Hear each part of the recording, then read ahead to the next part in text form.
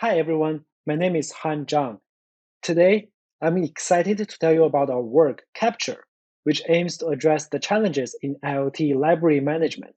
This work is a collaboration with Abhijith, Matt, and Yuvraj at Carnegie Mellon University.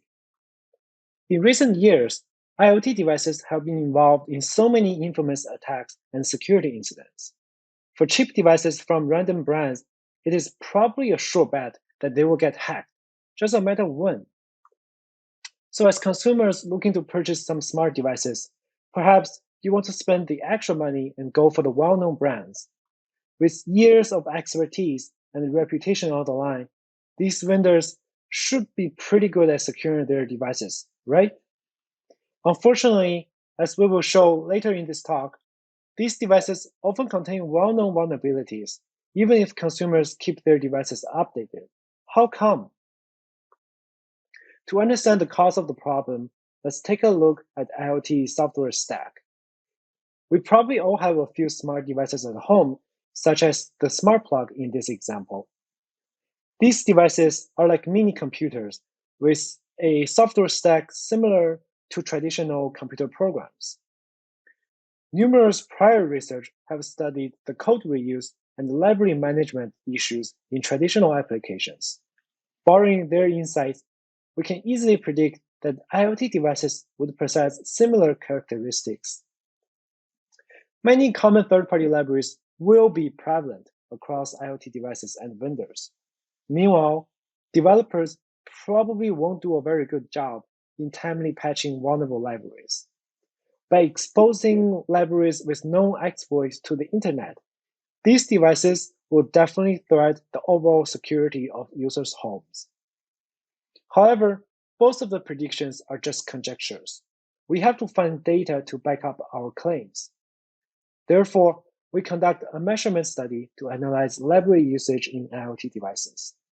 It turns out to be quite a challenging task. Device vendors often release firmware in binaries. However, we want to obtain insight not only into what library they use, but which specific versions. We can't get such information directly from the firmware binary. Fortunately, many open source libraries require users to publicly acknowledge their use. These GPL disclosures contain library names and exact version numbers. Analyzing these libraries will give us a sneak peek into the severity of the overall library management problem in IoT. However, there are so many other libraries that we couldn't go through, especially for those closed source libraries. The problem may be even worse due to a lack of transparency. We collected library usage from 5 popular vendors, including 122 firmware releases from 27 devices, over the span of 8 years. We want to find out how popular third-party libraries are used by different vendors and whether there is a significant delay for vendors to patch their libraries. One important finding is that vendors only update libraries very infrequently, and they use vulnerable versions most of the time. For example, here we analyze how often Nest devices update security-critical libraries such as OpenSSL. The y-axis indicates the age of the library. This green line represents the ideal case, in which every time Nest releases a new firmware, it always uses the latest available version. Every dot represents a new firmware release. Now, the yellow line shows the release history of Nest Learning Thermostat. It only overlaps with the ideal case in 3 time periods. That means that only at these times, Nest is using the latest available version in their firmware.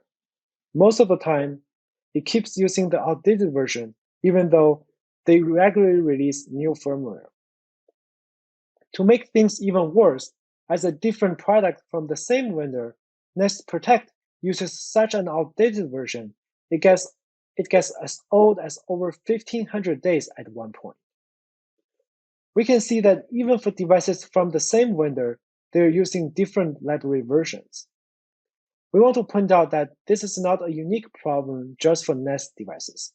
We noticed similar problems in other vendors as well. Our key takeaway are that there are common libraries shared across vendors, and we've found outdated library uses a very prevalent phenomenon. In general, relying on individual vendors to promptly update all libraries seems problematic. It demands too much. It demands too much effort from the vendors, but offers very little in return.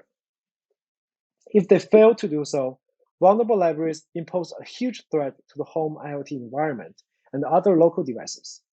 Given recent example of IoT library exploits like Ripple20 and CodeStranger, we believe that mismanaged libraries are an important issue for future IoT ecosystem.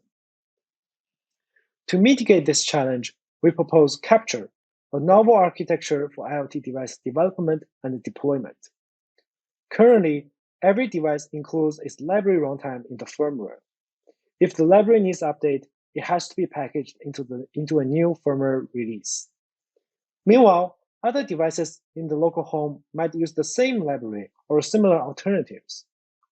One natural idea is to figure out a way to remove this redundancy. Even better, maybe we can also liberate developers from the burden of managing libraries themselves. That is what we are going to achieve with Capture. In Capture, we envision every user has a dedicated hub installed in their smart home. The Capture Hub also serves as a Wi-Fi access point for all local devices.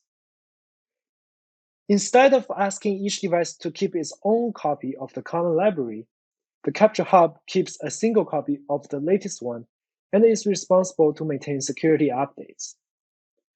In order to use the library, each device now needs a driver program running on the hub. This design essentially splits the traditional device into two pieces, the on-hub driver and the local firmware. Developers are in full control of how to implement both components.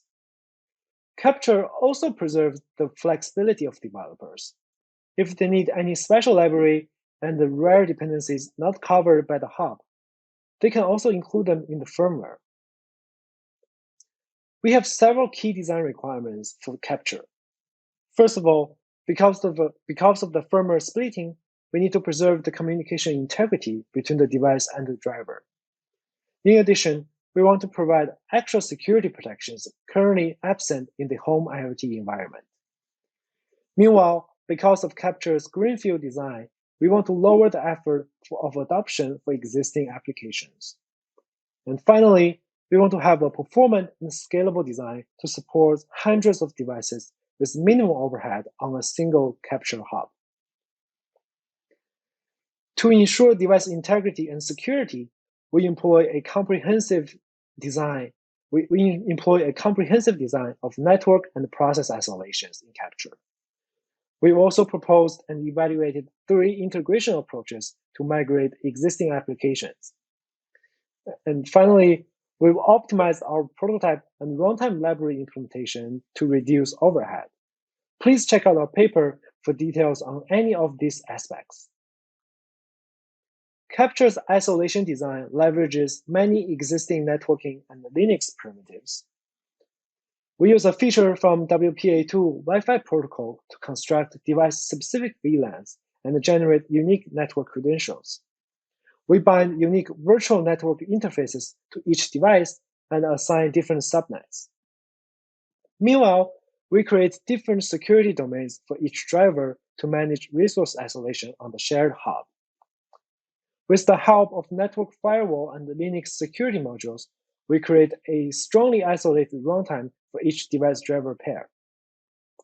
To further minimize the attack surfaces, we block all network communication involving the local devices except for their drivers. In this way, we can protect the devices even if they have vulnerable firmware components. To preserve the cloud functionalities, the device drivers can still communicate with the public internet. But we have already minimized the potential attack surfaces with the Capture design. Since Capture requires modification to existing applications, we propose 3 integration approaches to help with adoption efforts. Here's a brief comparison of each approach. Even though building native drivers can always work for all the applications, we propose OS replacement and framework extension to offer an easy alternative for existing applications to adopt capture with minimal changes. To evaluate these approaches, we integrated 9 open source apps from GitHub into capture. This graph shows their normalized latency compared to their original baseline. Some apps actually show performance improvements. This is because we move certain functions from the less capable microcontrollers to the more powerful capture hub. For some apps, the latency increases as much as 50%. The huge variation between 6 and over 200 milliseconds is because of the difference in the hardware platforms. However, you may be wondering if these worst-case numbers of hundreds of milliseconds would have a detrimental effect on user experiences. To answer that, let's move on to the evaluation of real-world macro benchmarks. We implemented 3 common types of trigger action applets on the home automation platform IFTTT. This plot shows the average latency and the standard deviation. As you can see, there's no significant difference between the original baseline and capture integration. We suspect that the cloud backend services cause the majority of the delay in the range of several seconds. To summarize, we've identified new challenges rising from IoT library management. We propose capture, a novel architecture to centralize library management while providing strong isolation and low overhead. Please check out our paper and GitHub link for more details. Thank you.